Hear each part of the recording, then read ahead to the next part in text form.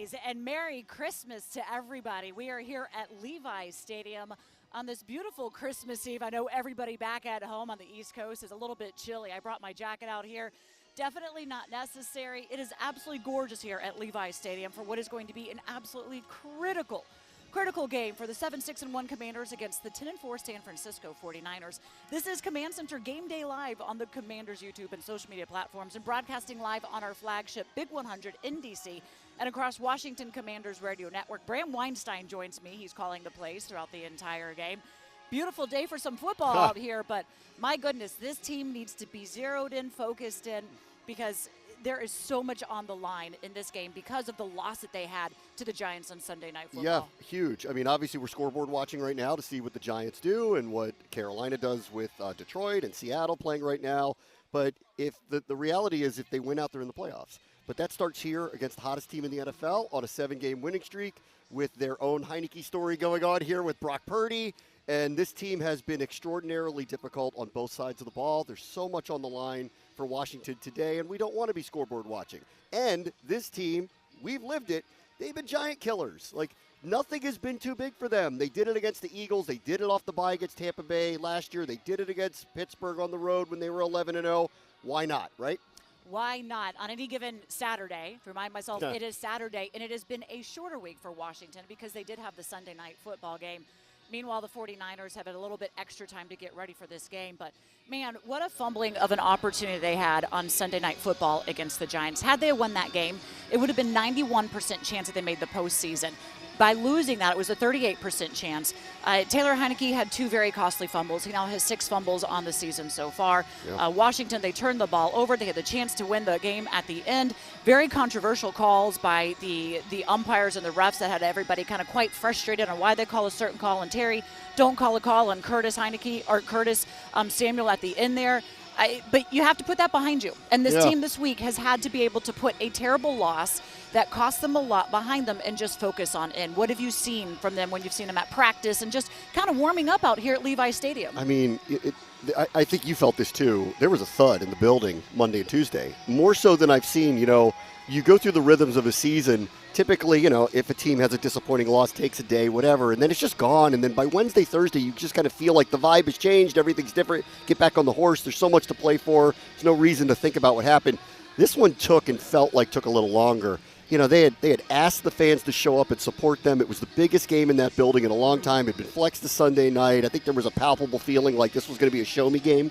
And the fact that it went the way it did, it was disappointing for everybody. Everybody who was there, everybody in the building, and it felt like it took 48 hours. I'll tell you what, like maybe I'm grasping a little bit, but that video that showed Jeremy Reeves going to the Pro Bowl for the first time really changed the mood, like dramatically, kind of overnight. And everybody had this kind of warm, fuzzy feeling again. This was an amazing moment for him. Everybody loves him. He kind of turned everything around. And I felt by Thursday, which was last practice before we, jumped on a plane yesterday, that this felt like a normal week again. And they're starting to talk about, hey, stop telling us we can't beat this team. Keep calling us this giant underdog. They play their best when they are that way. And there was some positivity this week, as you did mention, with Jeremy Reeves. Look, he was an undrafted player. He'd never made the 53-man roster until this season, been up and down. Coach Rivera told him he would have his chances when they came.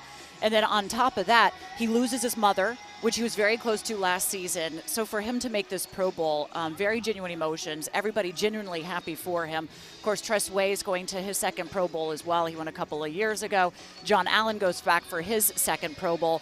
And then joining him as well is Terry McLaurin for the first time. Yeah. And he's not a starter, but it's very hard to get a starter at wide receiver. So there was some good news there. Look, Washington is having to do that scoreboard watching. So here you go. The Chiefs are up 14-0 over the Seahawks. Of course, the 49ers just defeated the Seahawks last week. That game was in the second quarter. The Vikings are up 10-7 over the Giants in the second quarter, and the Panthers are up 21-7 over the Lions. So what does Washington need from these games? So the reality is if these two scores hold in Kansas City and in Carolina, then the Giants game is rendered irrelevant for Washington's purposes. It would be helpful if the Giants lose, obviously, because there'd be some playoff positioning that would still be at play. But the other two games are what matters. If both of them lose, Seattle and Detroit, and they're both down by 2 scores now in the second quarter, Washington is win 2 of their final 3 and they're automatically in. At this juncture, they have to win out. That would be on that would be working on the assumption that either Seattle or Detroit could win out from here. That's not, at least early here in these games, playing that way. So this is really good news. It would drop a little bit of the pressure on this game today. It wouldn't feel like the sky is falling if they don't come out with a win. They would just have to win their final 2 home games to get in. That said, get these scores to stick and get a win today, and Washington goes from that, 38% back up to about 80-90% to get in. Yeah, meanwhile, at 10-4, the 49ers have already clinched the NFC West, currently set the 3rd seed in the conference. They are playing for seeding, so they will be coming out today, 1 game behind Minnesota. And it's been their 3rd quarterback, Mr. Irrelevant, Brock Purdy, been absolutely outstanding for San Fran since taking over as QB. And San Fran's stout defense ranks near the top in every major category. The 49ers beat Seattle last week 21-13. That was their 7th straight victory. In Chase Young, though, for this game. Chase Young will be coming back, and there is a game that we would need him. This would be a great game for him to come out.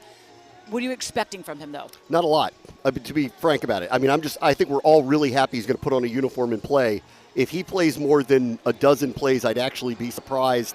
And I really, for me personally, just knowing what the coaches have talked about and knowing how difficult that recovery was and how devastating that injury was to his knee, like it was not just a usual ACL injury. It took a long time to come back from it. I just want to see him have a semblance of looking like himself pre the injury. Can he protect himself? All of those types of things. All right, so Chase Young will be back. Other injury news, Cam Curl questionable with an ankle injury. Looks like we'll see the return of defensive back Benjamin St. Juste, has not played since week 11. For the 49ers, they are without star wide receiver Deebo Samuel. The injury report is presented by Optima Health Plan, a health plan you can count on. And today's game is presented by Honda. Find the perfect Honda during your happy Honda days. See your local Honda dealer. Bram will be back with us a little bit later. Thank you so much, Bram, for helping us kick off the show. But coming up next, 49ers receive 6 Pro Bowl nods, all led by All-Pro pass rusher Nick Bosa. I'll talk with the voice of the 49ers, Greg Papa, when we return. You're watching Command Center Game Day Live on the Washington Commanders YouTube and social media platforms, and you're listening to Washington Commanders Football. Time now for your player profile, brought to you by Pepsi, official soft drink of the Washington Commanders. Come on, man. Y'all know what time it is? Y'all know what time it is? We gotta show out, baby. Showtime on 3, 1, 2, 3. Showtime! Damn!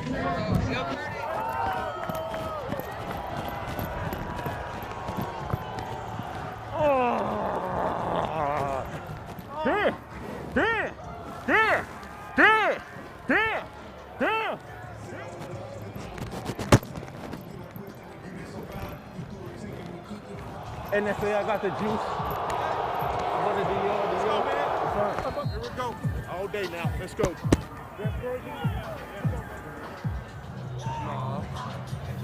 Yeah, I got a wire on me.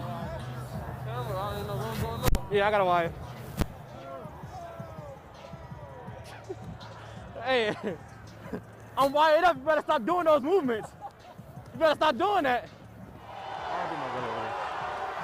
Oh.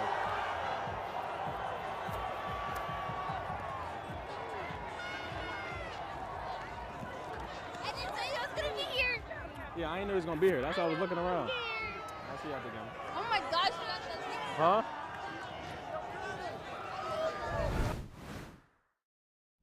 It's 4th down, seconds on the clock. He hands it off, finds a hole in the middle.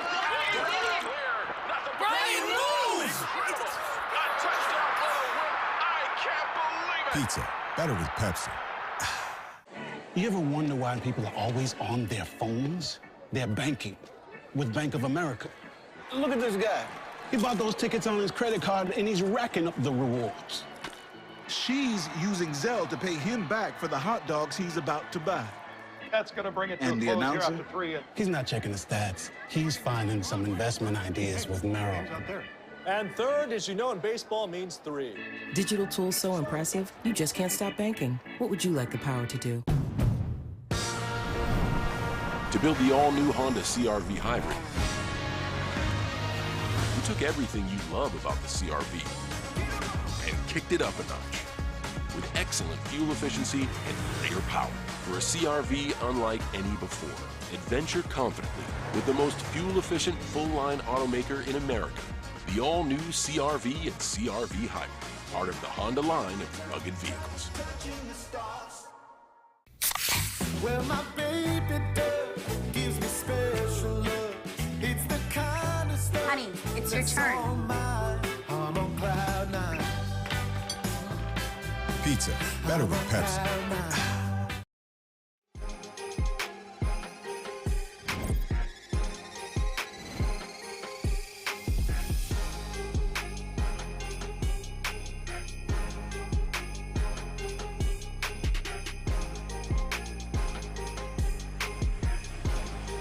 And we are back at Levi's Stadium. Absolutely gorgeous day. I know it's very, very chilly temperatures, but Greg Papa joins us now. This is nothing new to you. We love it. I'm You're from Buffalo, jacket Julie. You're and a wearing white sweater. today. Wow. I know. You I got am. your summer my, colors on. My winter white is Your winter what it white. is. Merry Christmas to you. Happy Merry holidays. Christmas to you as well. So Greg Papa calls the games for the 49ers, and what a season it has been for you so far. And Washington is used to a quarterback carousel, and this year I think in the league there's a lot of backup quarterbacks that are getting some time, more than many years in the past. So we're on Taylor Heineke, backup quarterback, but you're on your third string. Yeah, now, twice this year. Typically when that happens, you go to your third string quarterback, which happens to be Mr. Irrelevant, the very last player in the draft. Not expected to be out here on a team that is by all means anticipating to make a Super Bowl run, but if they're going to, they have to do it with him. Tell us, what have you seen? How is this team responding? A little bit about his story. Yeah, twice this year, Julie, we've had a cart come on the field, on this field, and taken a quarterback off the field. In the home opener, it was Trey Lance and then Jimmy Garoppolo a few weeks later against Miami, and it's amazing. Every time they've made a quarterback change, the new quarterback has played better and the offense has performed better.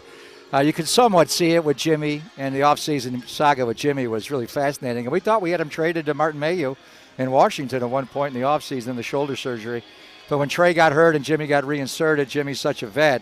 But going to Brock, I mean, people in the building going back to the OTAs and training camp were not surprised. I thought if he started to begin the year, our overall record would not be 10-4 right now, it'd be 12-2. That's how confident people are. He has total command of what he's doing. He has played essentially 2 full games and came in for Jimmy against Miami after the first series. So basically 3 games. His quarterback rating is over 108, which is the highest all time, whatever that's worth, is Patrick Mahomes. So he is playing that well right now, and the offense is functioning at a high level. But all that being said, he's got things going on the left side of his body, on his core and his rib oblique. So he's not completely over that yet. Oh, potential 4th quarterback. No, we're not saying that. Where's Josh Johnson? You know who our quarterback is? Yeah, well, Josh Johnson. Yes, we are familiar with Josh Johnson. Washington went there. Well, who's not? He's played for every team in the league and every league. Look, a couple of games, and we were talking a lot with head coach Rivera and some of the defensive guys. Have we seen enough tape to try and be able to understand how they can kind of get to Brock? But he does have some outstanding talent around him. The offensive line has been playing pretty darn well, but brought in Christian McCaffrey. He's pretty good. Pretty good. Yeah, pretty good. Coach Rivera says he's very familiar with McCaffrey. He knows him. Is there a way you can stop him? He's like, not really. Yeah, no, he knows. He had him in Carolina. So, I mean, all that being said, the first 2 teams, Miami off the bench and then Tampa Bay, blitzed him heavily 30% of the time. Pete Carroll's not a blitz guy. He blitzed him only 7% of the time. So I know Jack Del Rio well. I did the Raider games for 21 years, so I know Jack, and East Bay guy from Hayward. But you guys don't blitz a whole lot. I'll be anxious to see what you do. You don't need to blitz with your 2 tackles inside, and obviously getting Chase back to join Montez. You got a formidable 4. So the one thing is he is undersized. He's 6 feet, 5'8", 7 inch tall, and you got some big guys inside that have great length. So if you can't get home because he gets the ball out fast, get your hands up and try to block a shot every now and then. But he's seen everything so far. And as far as the running game, I think we have great respect for your inside guys, and I think everybody does.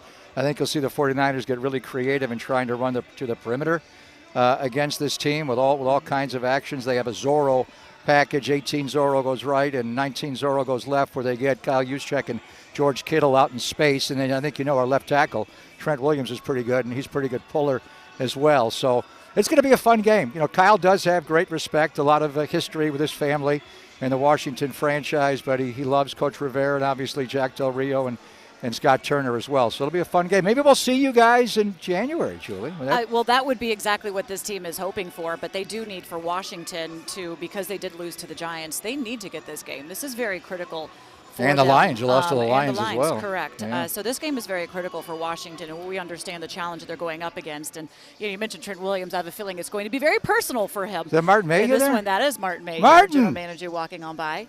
As we're giving you a live look in here on our social media platforms. Forgot Martin. We love Martin. So let me go to this. Look, we understand. Like, Kyle Shanahan has this team playing well. Brock Purdy's come in. They haven't missed a beat. Where is this team? Like, the top defense. Yeah, can we mention the defense? Right, the top defense in the league. So where is this team vulnerable?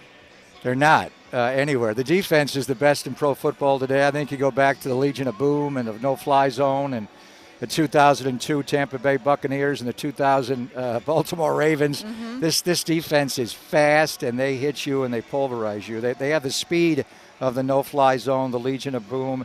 And, John Lynch was on the Tampa defense, so it was really fast in 2002. But they hit you like Ray Ray's defense from 2000, where they don't just tackle you, they bury you.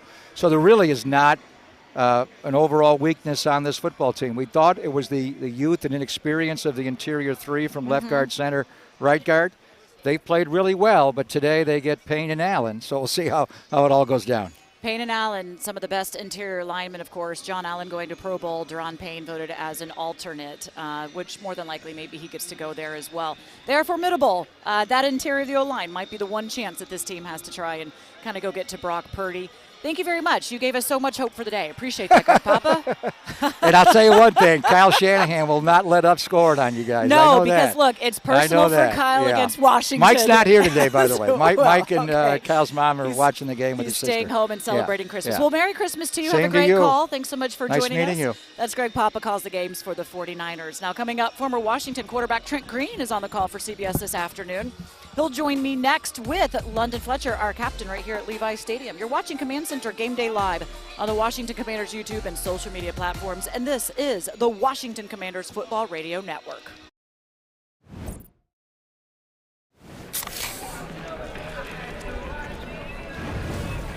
Dude, fire. Grill master, huh? Burgers, better with Pepsi.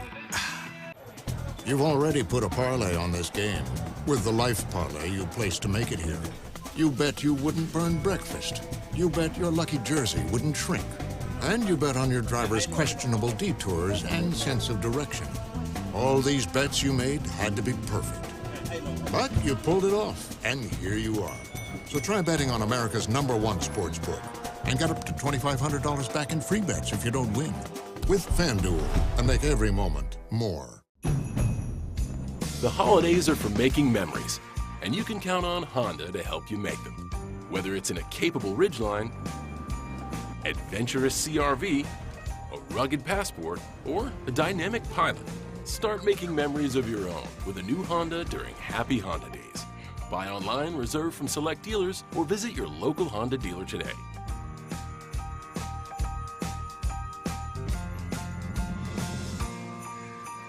Washington Commanders football is back, and so is our BOGO. On game day, buy one large pizza and get a second large pizza for free. Order online or download the app today. Paisanos, official pizza partner of the Washington Commanders. When I came into the league, I came in as a special teamer, making the team that way. And one of the things we used to have from a competition standpoint, we wanted to see who led the team in tackles. Who are those two guys or three guys that are battling for the guys, right? Holmes. So Holmes and Percy Butler are killing it. So we have a point system. So for example, if I have pretty decent directional punt out there, and Christian Holmes, Percy Butler, Cam Sims, De'Ami Brown, some of our gunners on the outside force a fair catch, that counts just about as much as a tackle because you're down in his face. Just because the returner fair caught it, you didn't get a chance to tackle him. So Coach does a good job of scoring it that way.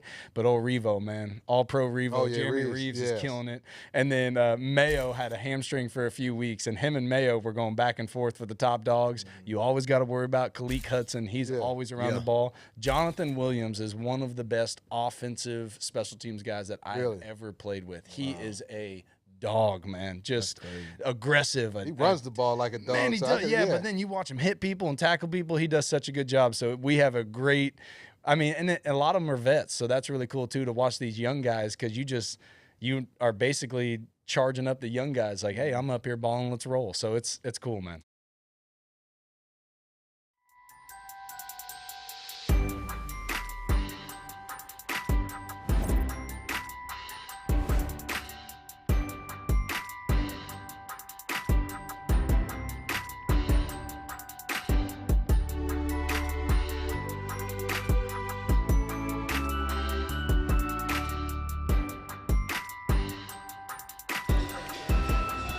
And what a day it is. Merry Christmas Eve to everybody. We have a very special guest joining us today. Trent Green's first NFL snaps came with Washington in 1997. In 1998, he threw for over 3,400 yards, 23 touchdowns for Washington, then went on to St. Louis to win a Super Bowl with this guy, London Fletcher. I don't know where the disconnect was with Washington, but then also went on to win 2 Pro Bowls or go get 2 Pro Bowls with Kansas City. He is calling the game today for CBS alongside Kevin Harlan. Glad to have you here with us. Teammates. This yes, I know. It is exactly. Yeah, love I was it. like, he didn't give you too much trouble in practice. Well, of course, I had to remind him. I said, remember that time you hit me when you were with the Bills and I was with the Chiefs? Yeah, well, he blew me up one time. I just hit your hand, Trent. I didn't actually tackle you. I have a feeling if London is trying not to tackle you and he just hits your hand, then he's going all out. The football was in his hand and he fumbled. He just hit my hand and then I flew out of bounds over into the boundary, right? So. We'll have to go back and dig up that tape. Yeah, okay. So fond memories, any particular memories from playing with Washington? Oh, I have tons of fond memories. I was with them for 4 years. You know, it's where I really got my start. I was drafted by the Chargers but was out of football for a year. So I give Norv Turner and Cam Cameron a ton of credit. I was joking with Scott Turner this week. I was like, you were like 10 or 12 when I was running around. I said, this is like all coming back full circle now. Yeah, I have great memories. My oldest son, my wife Julie and I had our oldest son when we were with Washington, and so we have great memories there. And then, as you said, Norv gave me my first chance to play, and ended up starting 14 games in '98. Did well enough that ended up coming over to. We had that girl with you from Washington. Pull me across. Trent, you mentioned Scott Turner. He's the offensive coordinator now. Yes. You play for his dad, Norv Turner.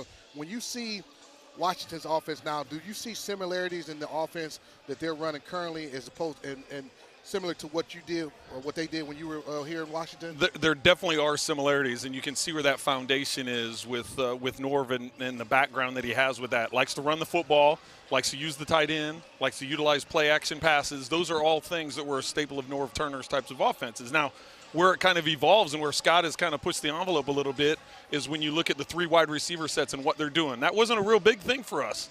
Now, when Mike Martz and I, we moved from Washington over to St. Louis, that became a big part of what Mike wanted to do with this offense and how it evolved. So it's interesting to see how Scott has evolved from what his dad did, how they get the 3 wide receivers. I think that's going to be a big part of today's game. 49ers are really good at stopping the run. I think that's where the matchup is for Washington. I know they want to run the ball. I know they want to work play action, but the talent they have at wide receiver, I think, matches up well. Yeah, in Washington with Brian Robinson and Antonio Gibson, especially since B-Rob has really kind of come into his own here in his rookie season. They've had over 150 yards in almost quite a few games since he's been back. So we'll see if it does become the run game, and if they have to go to that. That means Taylor Heineke needs to be accurate, take care of the ball, and you've watched him and kind of seen a little bit the magic that he brings, but they're struggling. They are struggling to put up points, and of course we know the 49ers don't allow you to score many points when the best or the #1 scoring defense in the NFL. What does Taylor and his team need to do when they get into that red zone to not just have to settle for a field goal? Well, it all goes back to the fundamentals of it, right? What they want to do offensively. They want to run the football. They want to get play action. They want to keep it 3rd down. I think that's where the problem was a week ago. They only converted 1 3rd down, but it was a lot of 3rd and long. They have to keep it short. Go back to the Philly game, right? And really that was the game. They ran the football well. They kept it 3rd and short. They converted 3rd downs. They controlled the clock and kept it out of Jalen Hurts' hands. I think that's going to be the big thing today. I know both these teams, Washington's #1 in the NFL in time of possession. San Francisco's #2 in time of possession. So both teams want to control the football. I think that's going to be the key here. Who is controlling the football, maintaining the ball, converting 3rd downs, keeping it out of the other team's hand? Trent, as we look at San Francisco's offense and what Kyle Shanahan has been able to do since acquiring Christian McCaffrey, what has he been able to bring to this 49ers offense? We played with a dual threat in Marshall Faulk. You played with Priest Holmes, another versatile running back. What challenges does Christian McCaffrey present for Washington's defense? It's a matchup. It's a matchup nightmare. You know that, right? Are you going to put a linebacker on him? Are you going to put a safety on him? Are you going to put a corner on him? Are you going to put a nickel on him? Like, how are you going to defend him? And then if you put a small guy, then you got to stop him in the run. If you put a big guy, then you got to stop him in the pass. So the thing that benefits Washington today is no Deebo Samuel. So if you get Deebo on the field, Christian on the field, Kittle on the field, Ayuk on the field, I mean, you've got like a bunch of guys that can do different things. So I think that helps the defense not having Deebo Samuel out there. But Christian McCaffrey, what he does from a receiving standpoint, rushing standpoint. Don't forget, a few weeks ago he had a touchdown pass against the Rams, so he can do a number of different things. He's been a great acquisition for them and for what Kyle wants to do offensively. I mean, it was already a bold move to a team that was already doing well, and since they did bring him on, they've been averaging, over 8 points? Yes. Every game with the addition from him, so it's playing out. But Jack, I think, is ready for it. I talked to Del Rio this week, and he's all fired up. He said, "Our boy's Ganina." Yeah, he's like, he's like, hey. he was a teammate with. Oh, that's right. Yeah, Jeff Ganina, the defensive line coach. He will have his. I asked Jack if he's still grumpy. I said, he's always still in a bad mood. But that D line's playing that way. That's good. Hey, they've got 3 guys going to the Pro Bowl. Well, Montez Sweat as an alternate, Deron Payne as an alternate, but they were voted. And they just happened to get Chase back today. Oh, imagine that. Yes. How about that, huh? Well, we'll see. We'll see if that D-line, it's Ganina and his grumpiness can get them going. Trent Green, thanks so much for joining us. Have a great call on CBS. Loved it. Yeah, great seeing you guys. All right, our pregame show is presented by the Washington Times, the exclusive reporting and proud partner of the Washington Commanders. And coming up, London Fletcher's going to stay with me right here. We're going to get further into previewing what is an enormous NFC matchup on Christmas Eve. You are watching Command Center Game Day live on the Washington Commanders YouTube and social media platforms, and you're listening to Washington Commanders football.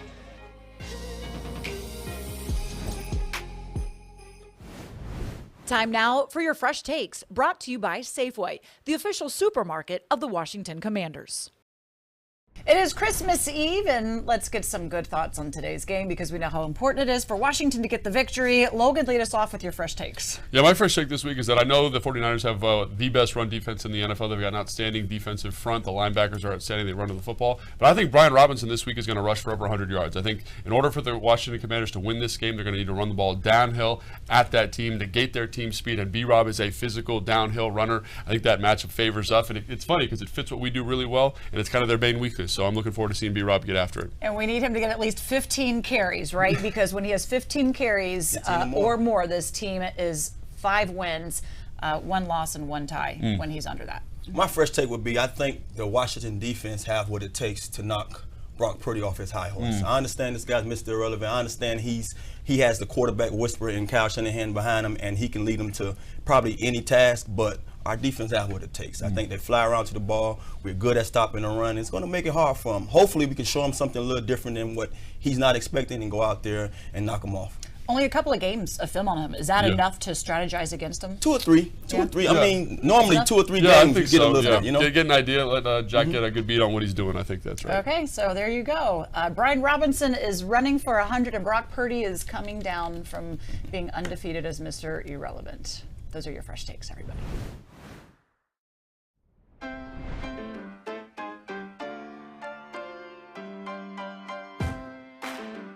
From selecting the perfect produce and triple checking its quality to preparing it for you, we have perfected the art of fresh.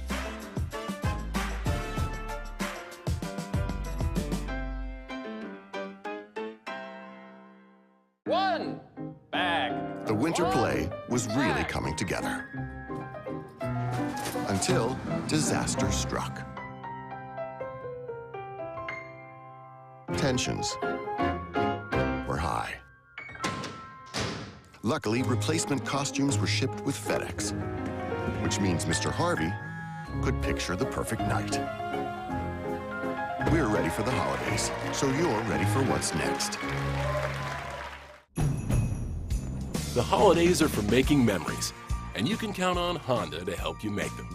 Whether it's in a capable Ridgeline, adventurous CRV, a rugged Passport, or a dynamic Pilot, start making memories of your own with a new Honda during Happy Honda Days. Buy online, reserve from select dealers, or visit your local Honda dealer today.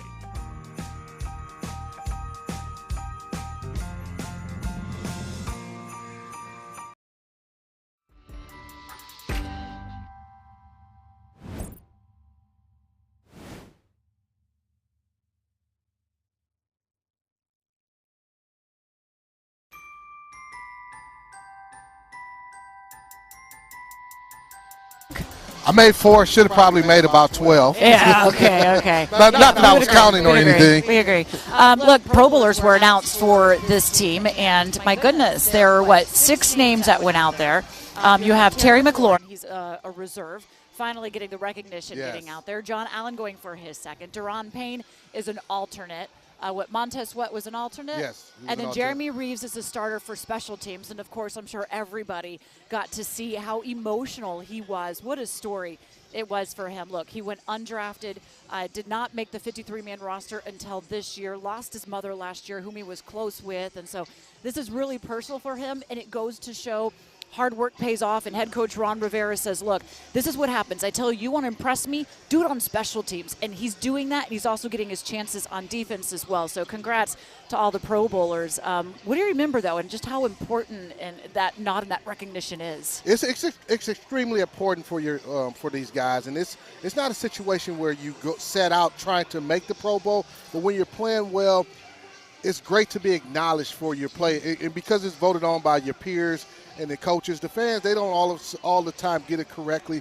But when you make it and you didn't lead the fans in voting, you make it based on the votes from the coaches and the guys that you line up against, it means a lot to these guys. And you mentioned the Jeremy Reeves video.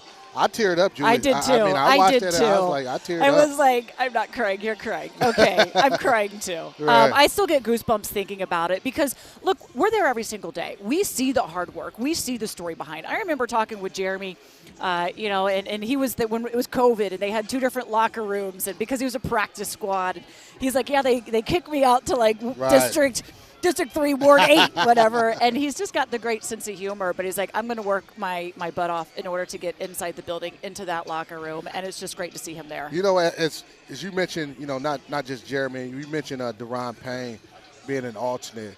Deron Payne should be on the Pro Bowl team. And, every year you're going to get some snubs. And I know, Aaron Donald has a great reputation. He has the 5 sacks. And you look at it, it's hard to say, okay, it's hard for me to watch the way Deron Payne played all season and for him not to be on his team. 8.5 sacks and then 15 tackles for loss. He's definitely deserving. And Montez Sweat, he has a great case as well. Yep, that D-line, Jessica Nina is crazy. They always say those D-line coaches are crazy and grumpy, but his team is playing with the kind of personality that he has. Like, he played 17 seasons in the league. You played with him. He won Super Bowl. And these guys respect that, and they are responding to that as well. And then, of course, we can't go past the fact that Ryan Kerrigan is in there. And Skanina goes, look, he sees it from a different view because he's that outside guy. I know how to do the interior. So you're seeing that line really come together. And, man, they are going to have to come today. They're going up against an offensive line that is really coming to their own. Of course, Trent Williams out there on the outside.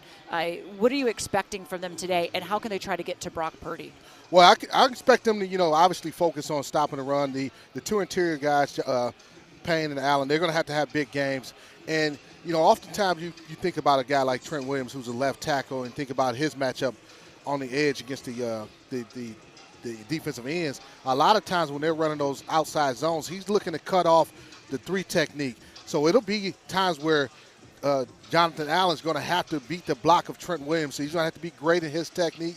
Trent is very crafty on some of the moves and techniques that he uses in terms of being able to cut you off. So those guys are going to have to be on top of their games from a run blocking standpoint. Then when it comes to obvious passing situations, they're going to have to create pressure and win and get some pressure in the middle of Brock Purdy. Brock Purdy last week against Seattle, he completed 18 passes in the first 18 minutes. Then he went 5 of 16 in the last 42. So he got rattled a little bit and wasn't as accurate as the game did go along. But he's got a lot of playmakers that he can get to that they really do have to attend for on this one. On the other side, Taylor Heineke, though, what are you needing to get from him? Because they've been very vocal, and Coach Rivera is basically saying, like, there's a short leash here. Right. I don't know that they make that change today in this game. But Taylor now has to prove that he can continue to be that guy, and this is the defense that is going to challenge that. Well, it's not just a one game situation where coach is looking at what happened against the Giants last week and said, hey, I'm looking to possibly make a change. It's a combination of, the last 3 or 4 ball games where the offense just hasn't been effective enough in the red zone. in the on third downs. They're, in the last 3 games, they're completing only 25% of their third down conversions. That's not going to be winning football. You can't just run the football all the way to victory. There are going to be times where you have to sit back and make plays. And, last 2 games he's been sacked 8 times. And some of it's been on the offensive line, but some of it's also been on him not making the decisions quick enough. I can see Coach, hey, maybe at halftime if the offense is ineffective and if he's not getting it done on third downs and in critical situations, maybe going to Carson looking for a spark if the game is still close. And you have Nick Bosa. He has 15.5 sacks, leading the league, going for the all-time record. We know Nick Bosa has the chance to be able to get at him, so this offensive line will have their work cut out today as well, this team on offense and defense. Okay, let's give you the injury report real quick here. Inactive is quarterback Sam Howell because Carson Wentz will be backing up Taylor Heineke. Big one here, safety Cameron Curl is inactive, and then guard Chris Paul, tackle Sadiq Charles, and defensive tackle Daniel Wise. Today's injury and inactive report is presented by Optima Health Plan, a health plan you can count on. Coming up, an old friend from D.C., Dave Feldman, used to be at Fox 5 in D.C. Now he's back home at NBC Sports Bay Area, and he joins me next to break down the 49ers. You're watching Command Center Game Day Live on the Washington Commanders YouTube and social media platforms, and this is the Washington Commanders Football Radio Network. We'll make a new bet around every 2 seconds, not only on the game, but on the game of life. Betting that love is just a swipe away.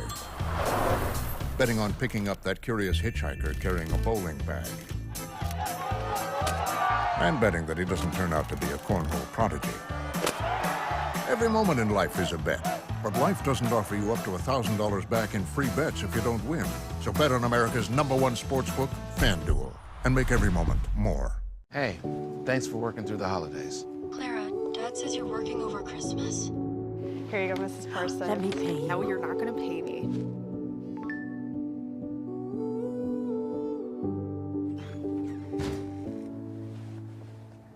We are the helping Holly, happy holidays, Clara. Thanks for everything you do, Clara. We couldn't let you be alone for Christmas. We brought you a tree. Oh my gosh. Welcome to the Fight Club where everybody show me love. Yeah, yeah, show me love. Yeah, yeah, show me love. It's our man Cameron Curl. Spin to the 10. He's going in.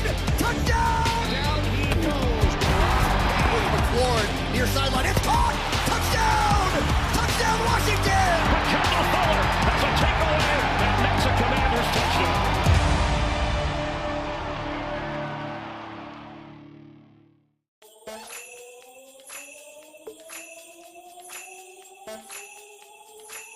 Merry Christmas!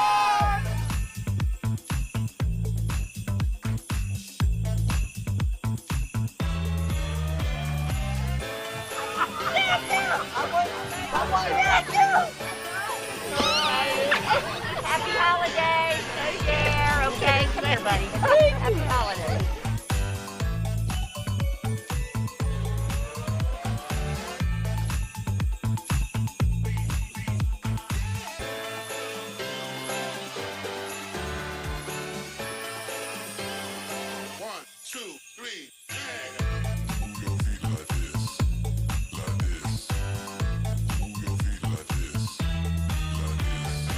Good night.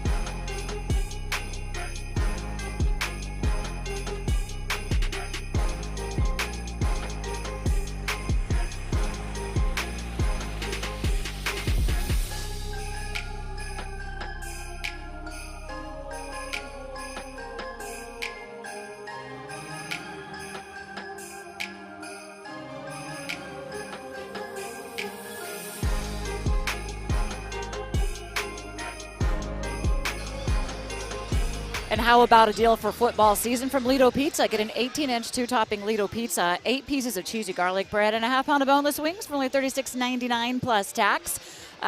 very honored and excited to have a friend of mine that I don't get to see very often, Dave Feldman, an anchor for NBC Sports Bay Area, does play-by-play for ESPN as well. But, of course, anybody back home would know him from Fox 5.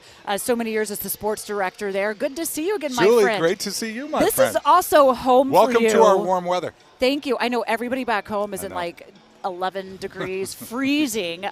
Meanwhile, it's 61 here in sunny. I brought a coat that is just not necessary. So, look, you're from here, California. It suits you well. Glad to see you're doing well. But yes, do you have some fun? You spent a long time in D.C. I spent 12 years there. I have many fond memories. My favorite sports memories, one involves Washington football team, the Commanders now, was when Darryl Green and Art Monk got in the Hall of Fame.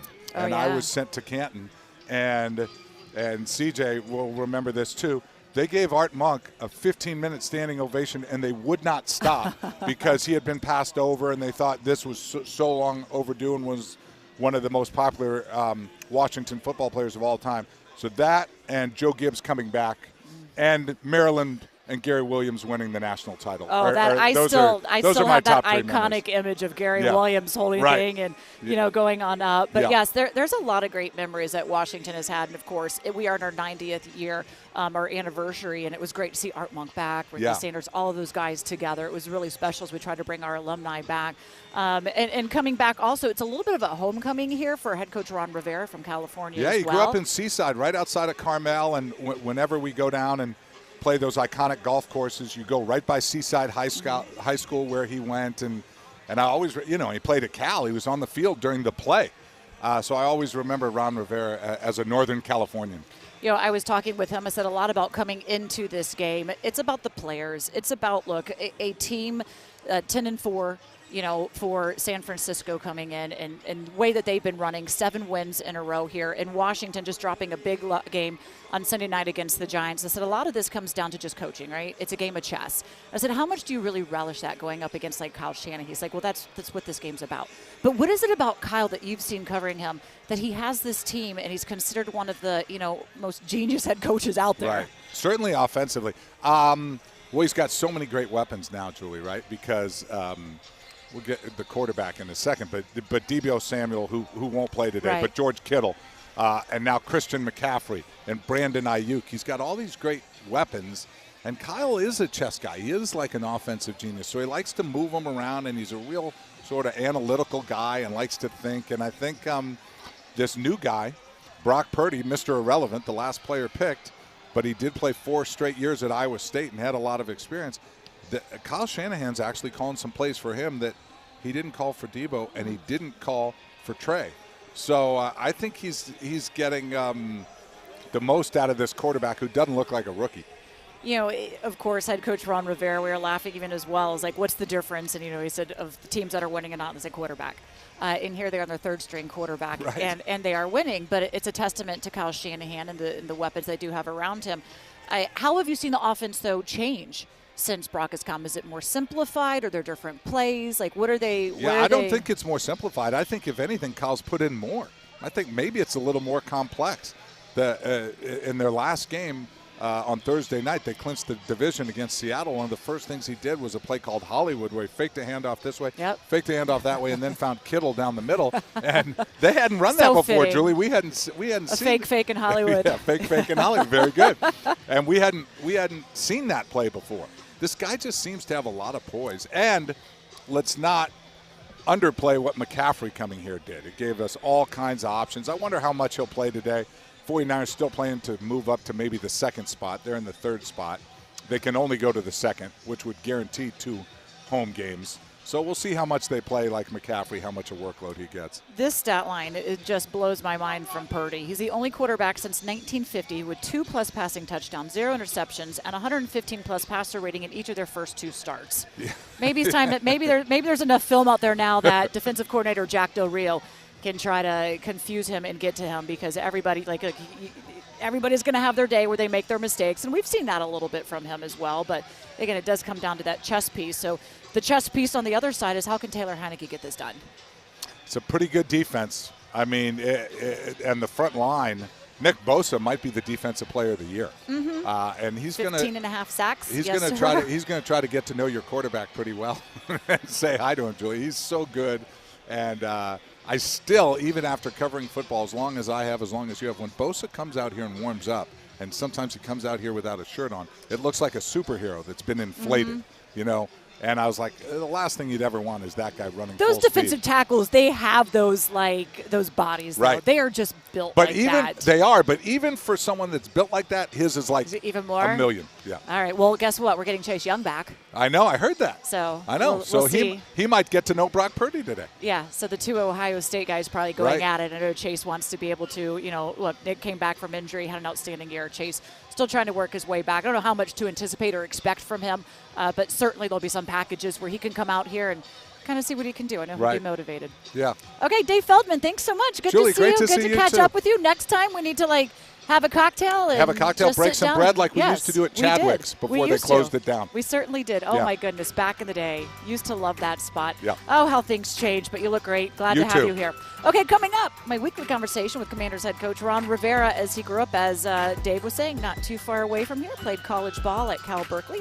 You are watching Command Center Game Day Live on the Washington Commanders YouTube and social media platforms, and you're listening to Washington Commanders Football. Veterans, you may have earned a variety of VA benefits. Did you know VA can help you further your education and pursue professional training? The Home Loan Guarantee Program can help you buy, repair, or adapt a home. VA provides housing support if you find yourself homeless or at risk of homelessness. And don't forget world-class healthcare. Learn more about these and other VA benefits. Visit choose.va.gov.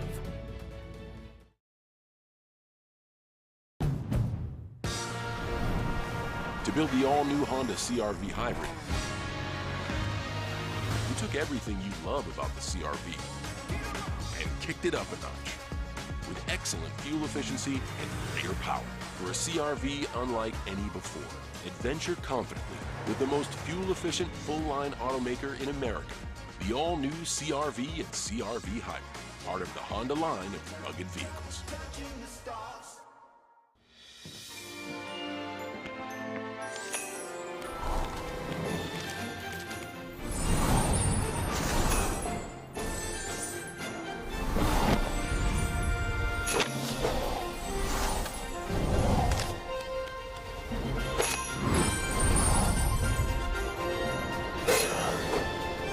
Holiday scratch-offs from the Maryland Lottery. Must have left them in the car. They're sure to make spirits bright. It's the holidays, and the hog farmers are always about giving back. And we're here today to give back to one of our cancer family, the Canaan family. We bought everything off their wish list, and it's going to be a great day.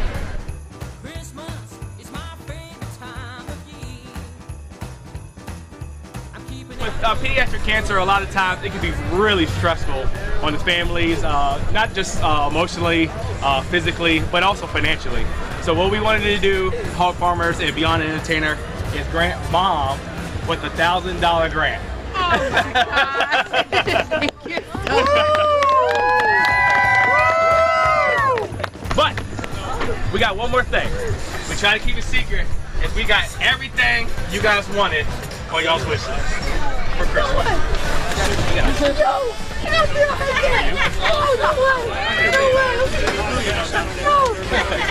Oh, are you getting an awesome present? Yeah. I think that might be for this.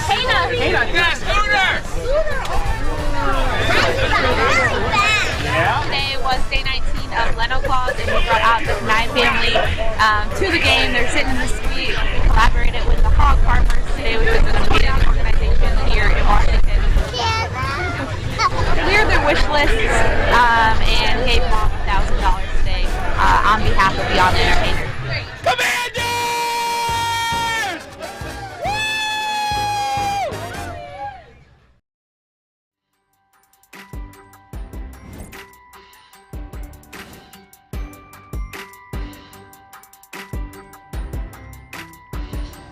And we are getting set for a critical game here at Levi's Stadium. It'll be a 4 o'clock game for everybody out on the East Coast, but be 1 o'clock here in a beautiful weather, beautiful situations, beautiful day for some football. We're just watching Chase Young will be back. He's just been warming up out here, getting set for his much anticipated debut. So some other games are going on. Let's get you the scoreboard for those. It is a tie game between the Giants and the Vikings at 10-all. That game is in the third. The Chiefs have a 17-3 advantage over the Seattle Seahawks. That game is also in the third. And then it's the Carolina Panthers that have a 31-7 advantage over the Detroit Lions, which is huge because the Lions have been hot as of late. And, of course, Washington did lose to Detroit. So it would go a long ways for Detroit to be in the loss column here today. Meanwhile, we are getting set for kickoff, taking you all the way up there. Glad to have you joining us each and every week as we get set for Washington Commanders football. Now, Washington is coming off a very hard loss on Sunday Night Football, one that kind of shocked a lot of folks. That was a game that Washington, many thought would be favored in against the New York Giants. And so now you have to go with the game that they lost that could have pretty much almost sealed they would get to the postseason on a short week. Travel away to the West Coast and get your team ready to go up against the 10-4 San Francisco 49ers. How do you do that? Well, I talked to head coach Ron Rivera just about it. Coach, look, it's a short week for you, and you have to, I think, one, physically get your team ready, which in and of itself is a challenge, but two, how do you go about, more importantly, mentally getting them ready after such a disappointing loss with such a huge game on the horizon? Well, because this game is just as huge for us in terms of, hey, we're still in the playoff hunt. We have a great opportunity to go forward, so we got to go out and now we got to refocus, and that's really the truth of the matter. We talked a little bit about the other day, try to get through it, and now we're moved on, and now we're focusing on San Francisco. You always say 24 hours. You didn't really have that much time to go over this one because San Francisco is coming with one of the most stout defenses that there is out there. #1 total overall. So what is it you need to make in this week? What is it, the adjustments you made that we'll see on offense? Well, the biggest thing, again, is really just attacking what they do, seeing how they want to play, what they try to do in certain situations, and then being able to take what we've done and use that to the best of our ability. Taylor Heineke, a lot of talk about the quarterback situation. How does he help you in this game, and how can you help him? Well, one of the things we can do because of it is we can move him in the pocket. We can have him in situations where he can escape and prolong some of these plays because of his athleticism. How we can help him? Run the ball successfully, use play action to our benefit, and move the pocket a little bit. Brian Robinson Jr., my goodness, he is just really coming into his own. What is it like for you watching him come in and knowing that you can rely on him to be able to carry that ball the way he does? Well, there is some confidence that, when you're going to put the ball in his hands, he's going to gain positive yardage, and that's always a big thing, is that you want to gain positive yardage. It's like us when we throw the ball to Terry. You just know something good can happen because of his ability. So you feel the same way when you're handing it off. When it comes to the playmakers, of course, we've seen Jahan Dotson get into the end zone a lot. Of course, Terry McLaurin voted into the Pro Bowl. Curtis Sain with Brian Robinson, Antonio Gibson. Is there anything you do different with so many different options to try and say, okay, when we're in the red zone, we're going to convert that now? Well, I think the biggest thing that you really want to do is make sure that we are spreading the ball out to those athletes. So those guys are getting a chance to make plays for us. And then if we go to the other side of the ball, they have a quarterback coming in here, just a couple of starts, Brock Purdy.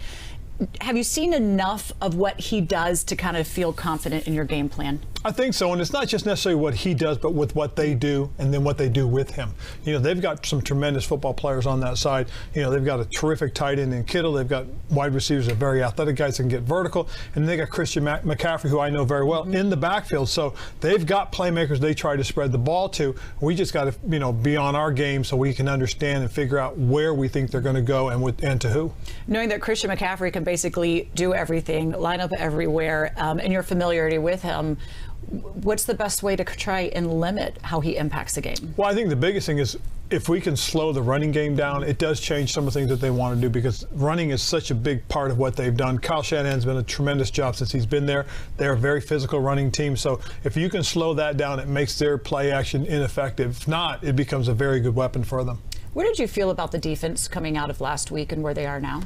Oh, I thought the defense did a pretty good job. There was a couple of series that we could have been better, should have been better, but you got to give them credit, give the Giants a little bit of credit because they did some good things. But when we're on our game, we're doing the things that we're doing, we give ourselves an opportunity to win games. A lot of it does come down to what? Yourself and Kyle Shanahan. Do you enjoy these matchups? Oh, I do. I think, again, when you come up against, teams that are coached and well coached, especially, like the 49ers, you want to have success because, again, then you feel that the things that we're doing are the right things. You know, you want to sit here and take a look at where the season started, 1-4, the stretch that you just had, the game and the magnitude of that, but you still control your own destiny.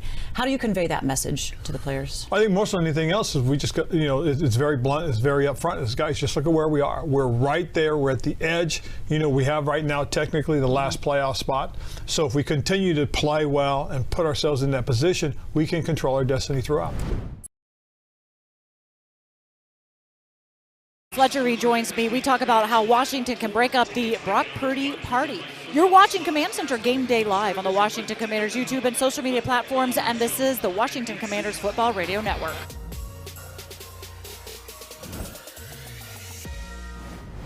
Time now for your keys to winning, brought to you by Bank of America. What would you like the power to do?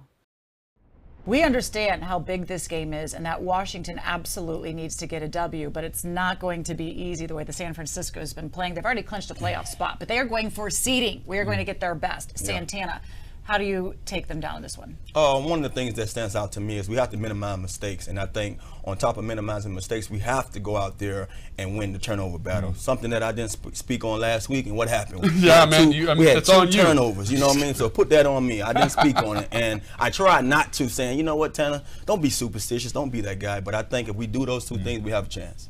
Yeah, and for me, I think defensively, if you can stop the run, they're trying to insulate Brock Purdy as much as they can. Stop the run, make him throw the football, and then when you've done that, be ready for those game plan specific plays that Kyle does an excellent job of scheming up. Be ready for what those are. Those 4 receivers to his side, Christian McCaffrey in the slot. What are you going to do to kind of be ready for that if you're Jack Del Rio? And how do you confound and confuse Brock Purdy? I think that's going to be a huge element to this game. How much does the short week factor into being able to execute these keys? We're ready to play football. Yeah. I like short weeks. It's give me, especially after a loss. Yeah, I was going to say after a loss. You want to go out there and hurry up and play again. Yeah, but physically you're all right too? Who cares? We all banged up. Tanner's about no excuses right now. Let's get it done. Let's make it happen. I respect that, Tanner. Yeah, we were talking earlier with Coach Rivera. Said, man, I feel it the short week. And he said, imagine how the players are feeling. But on game day, that's it. We don't care. If you're suiting up, you go out there, you play. They understand that. They understand what is at stake. And hopefully they've got the keys to a victory because that's what we're wanting today. You ever wonder why people are always on their phones? They're banking with Bank of America. Look at this guy. He bought those tickets on his credit card and he's racking up the rewards. She's using Zelle to pay him back for the hot dogs he's about to buy. That's going to bring it to a close here after 3. He's not checking the stats. He's finding some investment ideas with Merrill. And third, as you know, in baseball means 3. Digital tools so impressive, you just can't stop banking. What would you like the power to do? It's 4th down, seconds on the clock. He hands it off, finds a hole in the middle. Clear, nothing but incredible. A touchdown Blue. I can't believe it. Pizza, better with Pepsi. The holidays are for making memories, and you can count on Honda to help you make them. Whether it's in a capable Ridgeline, adventurous CRV, a rugged Passport, or a dynamic Pilot, start making memories of your own with a new Honda during Happy Honda Days. Buy online, reserve from select dealers, or visit your local Honda dealer today.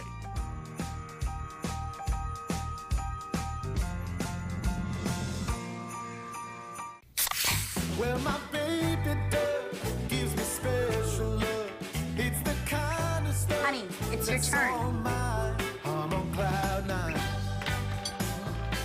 Pizza, better with Pepsi.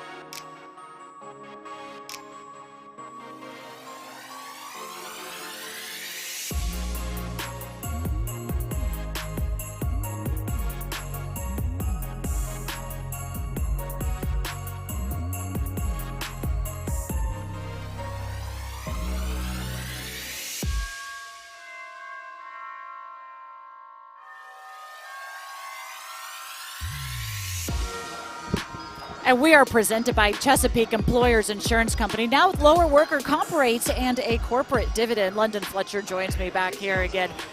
London, let's talk a little bit about the defense. I just was watching Chase Young warming up here, and one of the things that head coach Ron Rivera said they wanted to see, like, how does he push off of that leg? Like, because he was cleared by Dr. Andrews, so he's physically okay. But they also need him mentally to get in there, and so it's a big factor that plays into this that I think people maybe might not understand when you're coming back from that kind of an injury.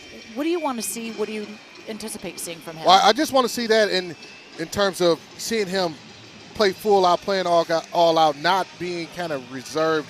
And in order for him to play like that, it'll have to be mentally him trusting his knee. And I think, that conversation with Dr. Andrews last week was saying, hey, Chase, you're fine. Go ahead and cut it loose. And I was able to see him, like you in warm-ups, look like he was cutting it loose, and he looked excited about playing football. So I expect to see him cut it loose and go out there and wreak havoc. Football is the only thing that he's ever done, so he feels like he's going to be ready to go. But really what they want to see, and we don't know how many snaps or how many reps that he will actually get, maybe 10, 12, 15, not too much more than that. You don't want to overuse him as well either. And what kind of packages, like where is he best brought in onto the field? Because that D-line, we keep talking about how they're playing well without him. You don't want to mess up that chemistry, but you're going to rotate him at some point. Where? Absolutely. I think obviously third down in obvious passing situations, you'll know he'll be in the game just because you want him and his ability to rush the passer. So all those third down situations, he'll be in the game. And then you'll sprinkle him in there on some first and second down situations. I'm of the mindset that, if Chase plays 15 plays, that's great. 20, I think, is the max that you want to see him play, just because he hasn't played in over 13 months. And, the injury that he had, it was pretty significant. It wasn't just an ACL, right. And that's what people, kind of think, hey, it's just an ACL. No, it was more than that, a lot more than that. So there will be some fatigue that sets into play. So definitely all third down situations, he'll be on that field. Last week against the Giants, they didn't have a single sack, and Daniel Jones is one of the most sacked quarterbacks in the league. I know we are wanting a little bit more pressure. Can they blitz today? Is this a team, that is built for the blitz? Is it a matter of what Jack Del Rio calls? Because you've got a young quarterback back there that I would think, they've got a pretty stout offensive line you would be able to get to. Yeah, and the thing about, or at least pressure, right? Yeah, pressure him. The thing about Brock Purdy, and when you mentioned, blitzing versus not blitzing, he's completing 73% of his passes when you only rush 4 or less against him. 5 touchdowns, 0 interception. When you bring blitz against him, he's not the same quarterback, completing only 57% of his passes, 1 touchdown, 1 interception. Totally not the same quarterback. Also, I think he's not the same quarterback when you're talking about coverage from a man-to-man standpoint. Just you don't see him thrown into tight windows. So not only do you look to blitz him, but I also think you look to play a little bit more man-to-man coverage against him. See if he can beat you throwing into tight window throws. When you do have a George Kittle, a Christian McCaffrey, an Ayuk, how do you focus on that? Because they can line up anywhere. They can play any different position. They can run any route. What is the challenge if you're on defense going okay, which way are they going? What are they doing now? Well, the challenge for me, when I look at this 49ers offense, is first and foremost, you got to stop Christian McCaffrey. He's the key to their offense. Get him stopped, get him contained, identify and know where he is when they try to utilize him and get him out of space in the passing game. But you have to stop Christian McCaffrey. And then from a passing standpoint, I think we can cover Brandon Ayuk. We know, they're going to look to throw him the football. And then with George Kittle, up until last week, he really hadn't been having those breakout type games. I'm taking my chances, but I'm definitely keen on McCaffrey first and foremost. Yeah, Kittle had 93 yards last week. I think it was a high for him this season, a couple of touchdowns as well. He has 6 receiving touchdowns. All of them have come since week 7 as well. So he's really been a bigger part of the game plan as the season has gone along here. Look, one of the things that Washington has, if we talk about their identity on offense, it has been to run the ball. One of the best things, though, that the San Francisco 49ers are good at, it is stopping the run. They've only averaged on the season, given about 74.7 rushing yards a game. That's tops of the league, but if you go over some of the last games or so, they're not giving up at 50 yards a game or so, 48, some crazy number. Right. What does that mean for Brian Robinson and what this team wants to do? Well, it's a challenge that we got to be willing to accept. And, not only do we need to run the football, we have to run the football. this is going to be, if we're going to come up here and get an upset, we're going to have to be able to run the football, run it efficiently. And again, this is the same kind of game plan that we needed to have last week. You need to have 30-plus carries in this ball game. First and foremost, it's going to wear down this defense and this pass rush. When you have guys that have been leaning on you for 4 quarters and you're trying to get off blocks, that slows you down from a pass rush standpoint, especially in the fourth quarter. That's why it's important and paramount that we are able to run the ball. The volume is more important than necessarily the yards. But, obviously we want to get over 100 yards rushing, but the volume is extremely important as well. Brian Robbins only had 12 carries last week. This team is like 5-0 when he has at least 15 carries, and he was averaging 7.4 yards a carry. Yes. And they seem to get away from that a little bit. Of course, the game sometimes dictates what you can call, but I know they do want to be able to stick with the run and have a certain number. That head coach Ron Rivera says they really want them to be able to hit in the run game. Nick Bosa, 15.5 sacks. Yes. We know he is a game wrecker. What are you doing to protect? Because, look, this offensive line, they've struggled a little bit. Taylor Heineke was sacked 8 times in the past 2 games. Right. So what do you do to contest for Bosa? I'm assigning 2 people to block Nick Bosa as much as I can. I'm not having too many situations where you're one-on-one blocking him. Not a lot of drop-back passing. If you want to go, empty formation, I'm chipping him with a running back. I'm chipping him with a tight end. I'm sliding my protection to him with a guard, things like that. I'm focused on stopping and blocking Nick Bosa. He's the one player, when I look at this front of the 49ers, that is the game record. The other guys are pretty good, but he's the one that you say, we got to put an X on him if we're going to have a successful day as an offensive team. Give me a few key players on both sides of the ball tonight or this afternoon that you want to really step up. Yeah, from a standpoint, we get Brian Robinson Jr., he has to have a big game. Is he going to go ham? I saw him in breakfast this morning. Did he say he's going to go ham? He said he was ordering ham. We need him to. And he said he was looking to have it. He was already locked in. That's what he had his sunglasses on. And I mentioned, I was like, you got sunglasses on in breakfast? He said, I'm locked in. Okay, good. He has to have a big game. The 2 tackles, Cornelius Lucas and Charles Leno Jr., they have to have monster games because Bosa will go both sides. He has to have they both have to have big games. Deron Payne, Jonathan Allen, those 2 guys have to be as disruptive as they've been all season long. Those 2 guys have to have dominant performances for us.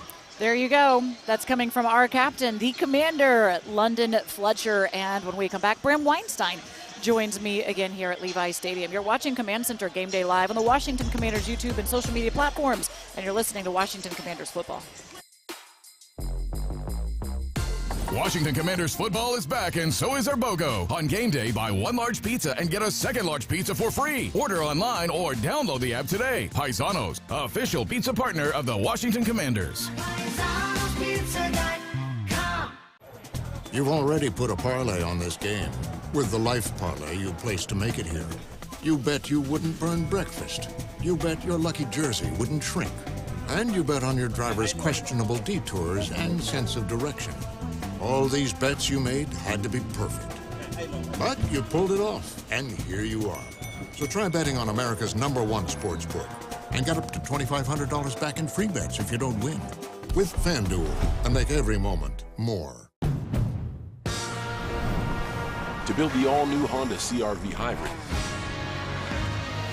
we took everything you love about the CR-V and kicked it up a notch with excellent fuel efficiency and greater power. For a CR-V unlike any before, adventure confidently with the most fuel-efficient full-line automaker in America. The all-new CR-V and CR-V Hybrid, part of the Honda line of rugged vehicles.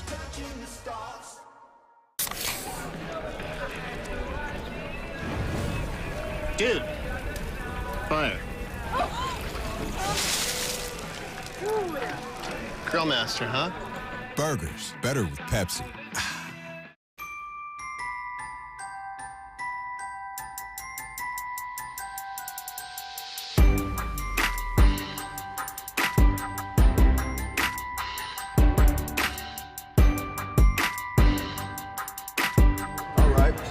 We got this Christmas movie bracket, man. Now I'm big. I just talked about not having traditions and stuff. Right. Holiday movies. Okay. I love the season to give. I'm a giver. Okay. So it just seems like once Thanksgiving come around, Right. start seeing the Christmas movies. From Thanksgiving on to Christmas, I'm always watching these kind of movies. So we have a bracket. I'm gonna say if I had to put one on my list first, I'm gonna say Home Alone goes top for me. Home Alone gonna be number one, and the next one would be The Grinch. That's my left side. Home Alone, Home Alone, The Grinch. I gotta agree with that, 100%. So you with me on that? The Grinch and Home Alone, you know. Okay. Yeah. So let's go to the right side. For sure. Yeah. The right side, I'm definitely gonna say A Christmas Story. Okay. Who don't remember the kid putting his tongue on the damn pole and getting stuck? Right. The Christmas Story. I mean, you might not remember that, but that's big. That's big when I was growing up. And bro, this dude here was hilarious. And Elf. So Rivera, the yeah, Christmas yeah. Story and Elf. Yep. That would be my two for the right side of that bracket. I feel like, yeah, definitely A Christmas Story, and then Elf and the Polar Express could go either way for me.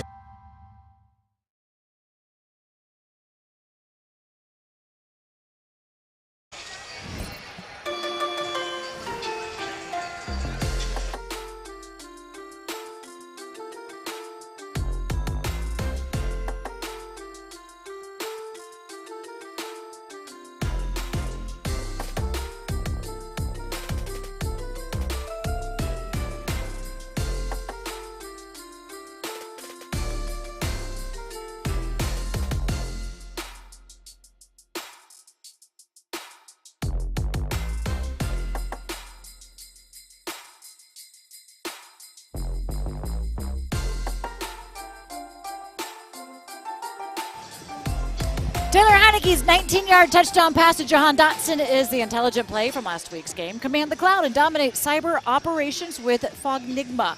Bram Weinstein rejoins us here at Levi's Stadium, getting set for a 4 o'clock kickoff here in California, 1 o'clock back on the East Coast, 61 degrees and sunny. I know I'm already having people say stop rubbing it in. It's in the single digits back in D.C., but absolutely gorgeous California weather. And it's great watching the team warm up here. They are wearing the burgundy bottoms with the white jerseys, so seeing how they get ready and set for this. But there's so much on the line here today for Washington.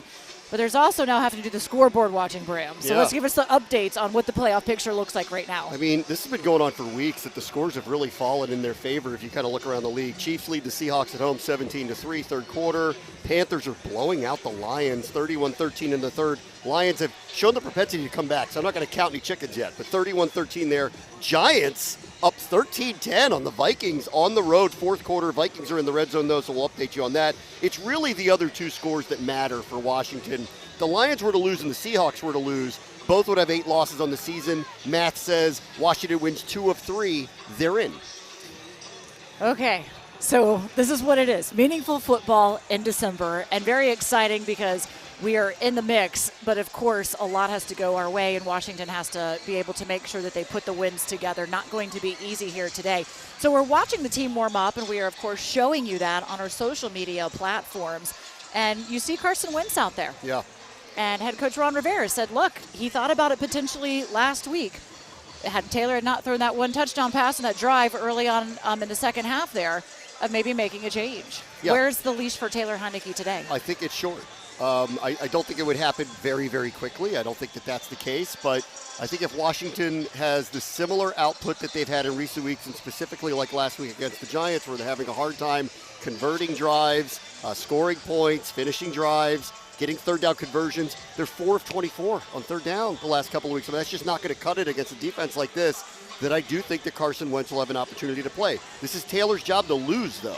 They go out there, they play well, they move the ball, they finish some drives. It's not going to be pulled out of the game, so I don't think everyone's waiting for this to happen. But clearly, the road is open for Carson Wentz to play again, whether it's today or next week, if things don't change. Could you see a potential change in the middle of the game? Because one of the things that you do say is like, look, Carson has not played in a couple of months. You know, of course, this offense is very different with him. They are very different quarterbacks in their style set, and you have a defensive line in Nick Bosa that can get at you, and we know that Taylor showed he has that, like, mobility. Could you see a mid-game potential change? I think so. What I feel is really different now than when he played originally in the beginning part of the season is it was a very different offense that they were trying to run those first few weeks. I think they wanted to profile a bigger downfield passing game with the arm of Wentz and all the new weapons that they had. And the offensive line was not really capable of protecting early, and obviously Wentz isn't as mobile as Heinicke. And actually it was funny, like those first couple of games after Wentz got hurt and Heinicke came in, the defensive pass rush rate had the same success numbers against Heinicke as it did against Wentz. They just weren't getting sacks against him because of his mobility. And it kind of led you to believe if they're going to run the offense that they have been running, that you kind of need a more mobile quarterback, and there's no going back. Well, I mean, they're publicly announcing, and on most weeks, running a power run offense off of play action. Frankly, I'm not so sure I don't want to see Carson Wentz in that offense and see if there is a better opportunity for a downfield passing game if they run under that construct. We'll see. But like you said, it's Taylor Heinicke's to lose. They have struggled on third down. They've struggled in the red zone. And we know they're going up against a team that is the number one in scoring defense. They do not allow more than 15 points or so a game. Yeah. So Washington's going to have their challenges today going up in this one. Chase Young is back. Was watching him warm up here. What are you expecting from him today? You know what? He actually looked good on the field. I was happy to see him. He was planting his leg. He was getting off really fast. I think, obviously, I'm just more curious. Does he kind of look like himself more than anything? And how many plays does he get? And does he have an impact moment? I mean, that's really, I think, all that I'm looking for today. I don't expect him to come back and be the guy that he was pre-injury. I think we just want to see signs that he looks more like himself and that he's heading towards that towards the end of this year and really more into next year. There you go. We'll see what you get from Chase Young. I think the coaching staff just kind of wants to see how's he going to respond to this. He hasn't been out there. How's he going to react? Where's his mindset? And, how does he kind of just fit in there? But, of course, he is a freak of nature athletically, and there's a long way to go in his career, and this will just be the first step coming back here as well. Okay, coming up, Fred Smoot tells us how Washington can shock the world today with a victory. And by the way, someone told me it's only 20 degrees back in D.C., so nobody needs to be complaining back there. It's not single digits. It's 20. It's good. It's real warm back in D.C. Quit your whining. Yeah, right? Okay, folks, you are watching Command Center Game Day live on the Washington Commanders YouTube and social media platforms, and this is the Washington Commanders Football Radio Network. Game starts at 20, best slip is empty. I gotta call KG. KG, what up? I got nothing for you, Fox. Oh, come on. Jalen. You want to tip? Yeah. Don't call somebody on live TV. Well, you answered. I have other friends anyway. Marshawn, Barry. Listen, I need some tips. I like L.A. L.A.? No, Dallas. That's Dallas? No, Dallas. Dallas? How about Detroit? I'll call y'all right now. Vanessa. I got a tip for you. Always go with your gut. I like that. Let's go with our gut.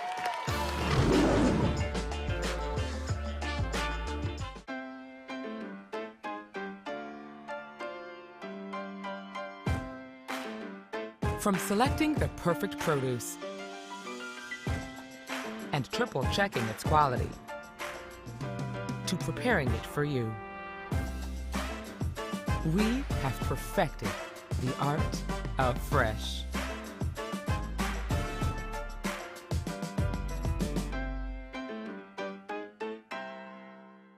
One bag. The winter play was really coming together. Until disaster struck. Tensions were high. Luckily, replacement costumes were shipped with FedEx, which means Mr. Harvey could picture the perfect night. We're ready for the holidays, so you're ready for what's next. Time now to go around the league, delivered by FedEx, where now meets next.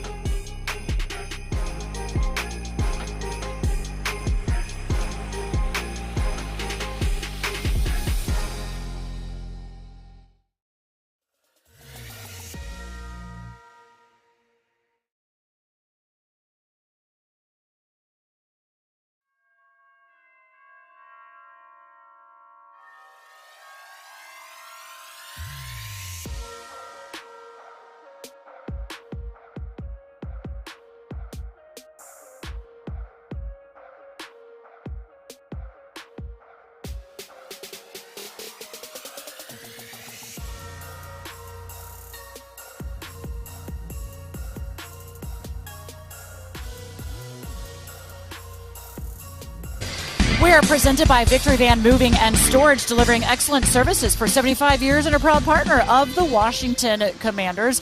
Joining me now is our host of our post-game show, Fred Smoot, from back in Ashburn. Fred, glad to have you joining us here today. This is a critical game for Washington going up against the 49ers. It's a little bit of David against Goliath, but I feel like that's exactly what this team likes. They don't like being favored. They want to be the underdogs and come out and have to scrap and fight for it.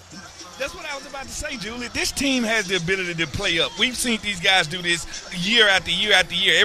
Nobody gave these guys a chance against Philadelphia. They come out there and they not only beat Philadelphia, they made a statement by doing it. So I wouldn't be shocked if they did the same thing today. Their mentality is when nobody else believes, we believe in this locker room. And let's talk about the bullies everybody called the 49ers. We're built exactly the same as them. We're led by a D-line. They're led by their D-line. They have Deebo Samuels. We have Curtis Samuels. They're led by a running game. We have a running game. They have Brandon Ayuk. We have Terry McLaurin. So we're looking in a mirror when we play them. Now, here goes the question. Who's going to play with what purpose today?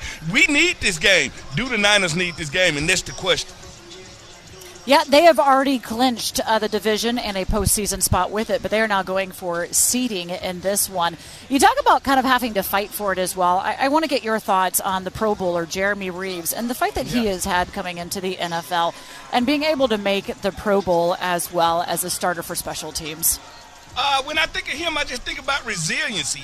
You're talking about a guy that was cut by numerous teams, was released by this team numerous times, and just kept fighting. He's an example of what happens when you don't give up. I know a lot of people say those words, but don't put those words into action. He is a epitome of what it looks like to see those words in action, and I'm just happy for him as a person because I've seen what he's put in. But, hey, speaking of Jeremy Reeves, with Cameron Curl, I don't know if he's going to be out, but if he's out, Jeremy Reeves might have to play a bigger role than special teams today.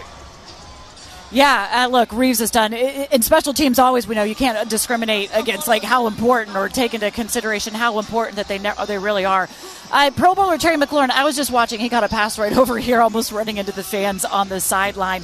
He gets finally some respect, but he, not a starter, but he is out there.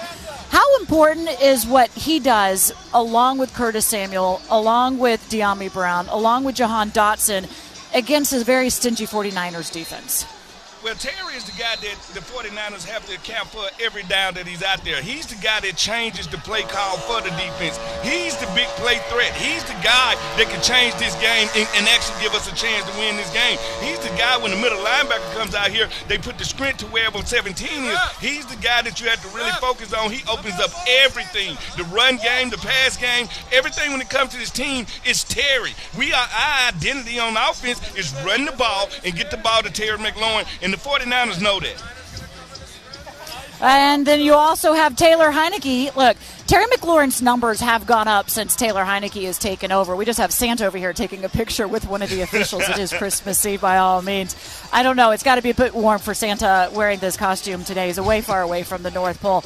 But what is it you want to see from Taylor Heineke in order to remain QB1 here today? And look, convert on third downs. When you're in the red zone, put up points. Yep. I was about to say situational football. Can he come out there? Can Heineke come out there and play? When I say flawless situational football, flawless in the red zone. When you have a chance to put up points on this defense, you have to take that chance. Third down, can you be hovering around 50%, 65% against this defense? It will give you a chance and take care of the ball. It's simple. If you don't throw the ball away, you don't give the ball, get a game away. If you don't get a game away, you don't give your job away. At the end of the day, if he wants Carson Wentz to sit over there on that sideline and watch him, he's going to have to take care of that ball, and he has to be big in the red zone in third down. And I'm just watching here, Benjamin St. Juste. So good to be able to get him back out there. He does have his right foot heavily taped up, but it's going to be really big if we're talking about having to start the playmakers on the other side. All right, your defense. It's great to get St. Juste back. How do you limit this powerful offense? Well, first of all, I think what this D-line and this D-front can do is make this rookie Brock Purdy look like a rookie. That's what they want to do. Put the game in his hands. The one thing that the 49ers do a good job of is staying ahead of the sticks. And third and shorts, making sure they get yards on first down so he never has to play behind the chains. And we're talking about a quarterback that's never played without the lead. So at the end of the day, let's make him look who he is. Now, they can protect him with a good running game and short passing game. And they also play action to get deep. So at the end of the day, I think what we have to do is get up there, challenge these wide receivers at the line of scrimmage, and let the D-line go eat. Let's make this guy look like a rookie. Is there a player from San Fran that scares you more this afternoon? All of them do. And you know what? And it's always a big game for Trent Williams. I think one thing about Trent is when I say these teams are identical, the only thing that they have that we don't have is a Trent Williams. And I think the thing he do on the offensive line in the trenches, I think it can set this game. But Montez Sweat is not scared. Chase Young is not scared. Obata is not scared. So at the end of the day, that's the battle that I want to see. The team that wins the trenches today, Julie, is the team that going to come out with a victory. And it's going to be one of those games. I love it. It's always one in the trenches, and both of these teams have outstanding linemen on defense, and of course, offense will make sure that that line can hold up and protect Taylor Heineke as well. Thank you so much, Fred Smoot. Of course, Fred does our post-game show with Scott Jackson, so make sure when the game is over, you watch them on our YouTube channel, and you are listening on Big 100, and call it and give Fred Smoot your Christmas wishes since it is Christmas Eve here. Thanks, Fred. Well, coming up, Santana Moscow's one-on-one with the NFC Rookie of the Week, Jahan Dotson. You are watching Command Center Game Day Live on the Washington Commanders YouTube and social media platforms, and you are listening to Washington Commanders Football.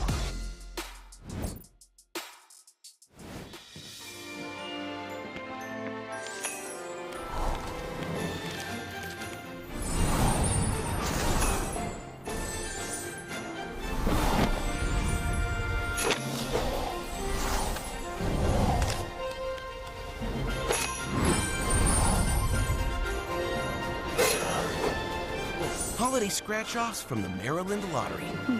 Must have left them in the car. They're sure to make spirits bright.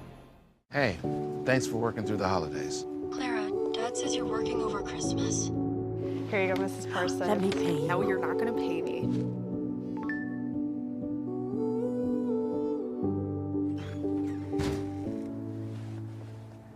We are the helping hand. Holly, happy holidays, Clara. Thanks for everything you do, Clara. We couldn't let you be alone for Christmas. We purchased a tree.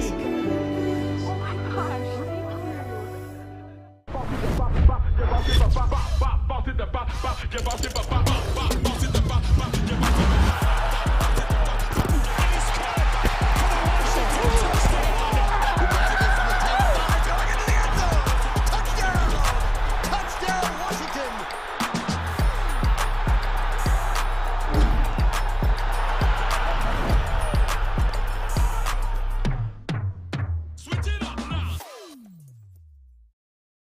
I just found out I was supposed to speak probably 5 minutes ago, so. Oh, you're so beautiful. Thank you. I just want to say thank you. Thank you very much to the Washington Commanders organization. But then also, I don't have much to say, but I just want to tell my team thank you. And just to give my team just a little word of advice. We as athletes, we have this platform. People look at us as, they idolize us at times. Look at us as larger-than-life figures. What's your favorite part about practice so far? The tackle? Me? Oh, your favorite part? Awesome. But at the end of the day, we're human beings. And we always have to remember where we came from. And that's something I try to do every single day. Me and my wife, Jen, we have our own organization, and it's called Beyond the Entertainment. What we do, we like to give back to the community, and the number one thing that impacted me the most is my youth, and I want to impact the youth as much as possible. Always remember where I came from. I did initiatives in Oakland, Chicago, and Washington, and I will continue to do it all over. I live in Texas now. I will continue to do it there. And I want to come back and read a story to you about inspiration, about being whatever you want to be. You can do whatever you want to do in this world as long as you believe in it.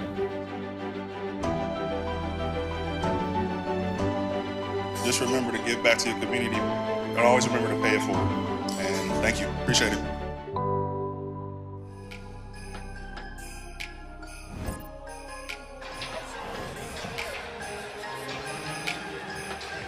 Today's game broadcast is presented by Honda. Find the perfect Honda for you during Happy Honda Days. See your local Honda dealer today. So Jahan Dotson has been quite a pick for the first round for Washington. He missed a couple of games because of injury, but he still has 6 receiving touchdowns on the season. That is second behind Christian Watson of Green Bay for all rookies. Of course, we're anticipating and hoping that he gets into the end zone today. It would go a long way for Washington to leave San Francisco with a victory, as we know how critical this game is. So let's get a conversation with Jahan Dotson with, well, none other than Santana Moss. Jahan, coming off your first 100-yard game, tell me what that feeling was like, man. Yeah, it's definitely a pretty cool feeling to get that under my belt. Something that I've always dreamed about. I'm a big yards guy, so a lot of yards, 100 yards, that's big. We all big yard guys. I've been in them shoes before. Yeah. Well, you know what? Speaking of the 100-yard game, the big catch you had, I mean, what was that like, man, locating that ball? You know, I've been in that moment before. You got a guy running stride for stride with you. You know that he can't see the ball like you can see it, and you just made the perfect play, man, the perfect adjustment. What was that like? How was that going through that whole moment in your head? Yeah, so as crazy as it sounds, you know, those moments, they kind of slow down for me a little bit. So when the ball's in the air, it feels like I have forever to adjust to it. So I'm just trying to – I know the DB's right there. He's worried about me. He's not worried about the ball in the air. So I know I'm going to shoot my hands as late as possible. And I did that, and I was able to come up with a big play for the team. I'm wondering, watching you play the last few weeks, there's something about that team in New Jersey that you just get up for. Yeah. Is it a little coincidence that you shine against those Giants, or you tell me what it is about those guys? Hey, you know, that's where I'm from. I'm from Jersey, so – you know, I gotta kill the home team, put it on when I'm back in Jersey and back here in DC when we play in Jersey. So yeah, it's always great playing against your home team, and then you know you kind of get up for that, just knowing, man, hey, you know, you grew up kind of hearing about those guys. Right. Having a little hiccup early in the season with the hamstring.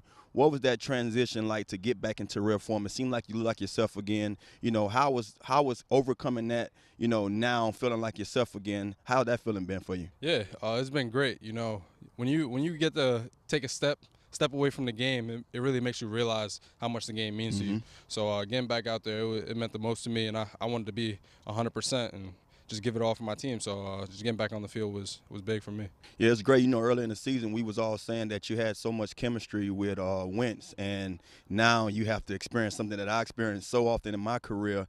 You have to make those adjustments on the fly, and now, you know, get your reps up, you know, with Heineke. You know, how's that transition been for you? Yeah, it's been good. You know, working out here at practice every single day, getting those reps in is big for us because, you know, we didn't get those reps in the preseason, in the off season. So building those reps every single day, just becoming more comfortable with each other has been working out. Speaking of the reps and then just having a chance to sit back and watch guys like Terry, watch guys like Curtis, you know, how's that veteran mentorship been for you and your experience so far? Yeah, having guys that have been there in your room with you right there every step of the way along your journey is big for you, just because, you know, they've seen everything that you're going to go through almost. So it's big, you know, having those guys and just being able to talk to those guys every single day when I have questions or I have confusion about something. Those guys, they got answers for me. Okay, we coming up with this game this week, man. You're going up against the NFC West. Already you can crown these guys the champs. They're probably the best defense in the league.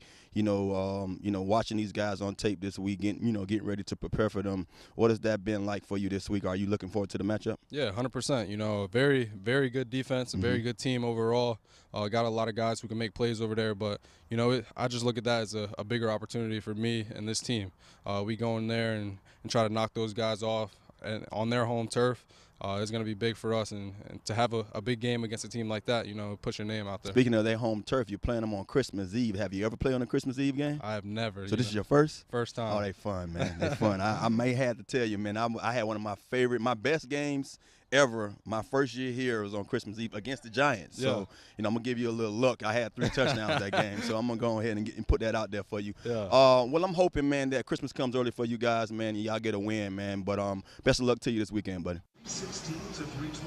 I'm Bram Whiteside back in the booth. Coming up here, we'll continue breaking down this matchup live from Levi Stadium in the Bay Area. Kickoff is nearing for the Christmas Eve special, the Commanders and the 49ers. You're watching Command Center Game Day live on the Washington Commanders YouTube and social media platforms, and this is the Washington Commanders Football Radio Network.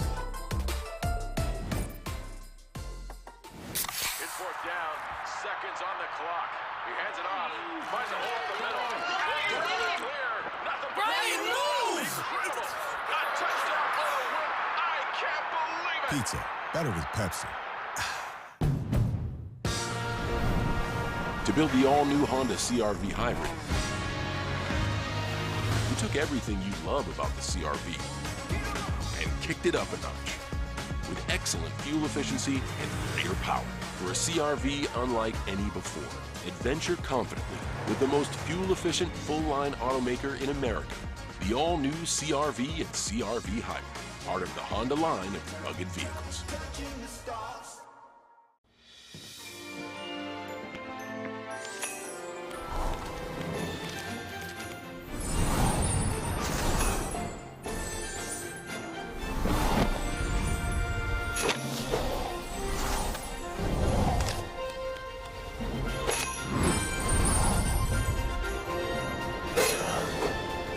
Holiday scratch-offs from the Maryland Lottery.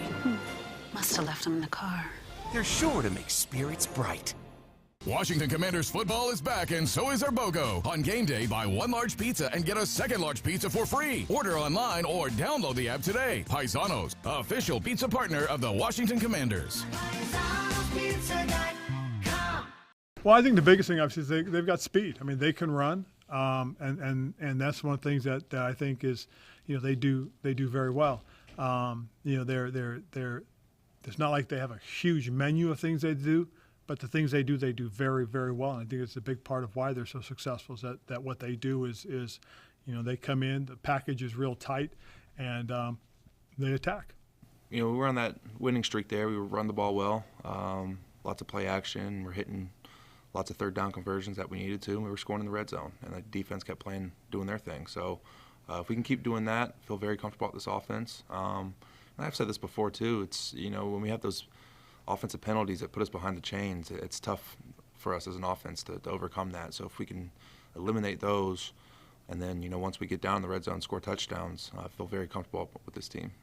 My mentality this week is we're going against a really good defense, and we need this win in the worst way. So, you have to be able to flip your mind frame real quick. Otherwise, you'll kind of come in a little sluggish against a really good football team. You know what I mean? And if you come in those situations with that mindset, you have a chance to get beat pretty good.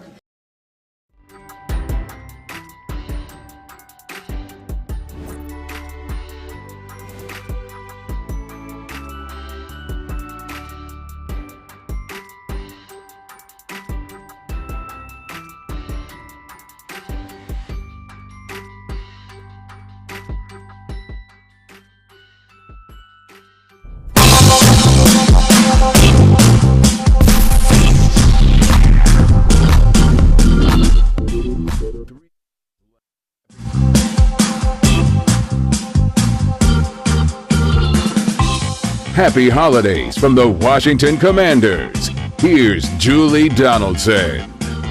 I'm Bram Whiteside back in the booth with London Fletcher. Julie is on her way back up to the booth from her position on the field as we've wrapped up down there for the pregame show. Players are off of the field. We're getting set for kickoff in about 25 minutes. We're brought to you by Window Nation. Buy 2 windows, get 2 free. Pay nothing until 2025. Visit windownation.com. All right, London, let's talk about what happened Sunday night real quickly as Julie is joining us and bouncing back. It was a short week. I know it was a disappointment for the team. I think that was a show-me game. It was the biggest game in that building in a long time. It's an NFC East rival, and it didn't go their way. Now they got to turn around and play one of the hottest teams in the NFL, and you're asking these guys, get over it. You got a tough challenge.